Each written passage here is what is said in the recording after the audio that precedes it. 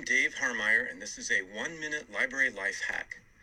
This tutorial shows how to download Zotero to collect, organize, and cite research in your papers.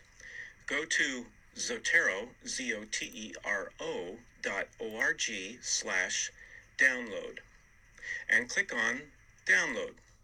The page should recognize whether you are running Windows or Mac operating system. Next, install the Zotero connector for your browser. The connector is an icon on your address bar that imports citation information into Zotero. For example, let's go to scholar.google.com and type your topic. Let's say Christian Service Homelessness. Now click on Zotero connector and you can choose one or more items to be uploaded into Zotero. I'm Dave Harmeyer, and this has been a 1-minute library life hack.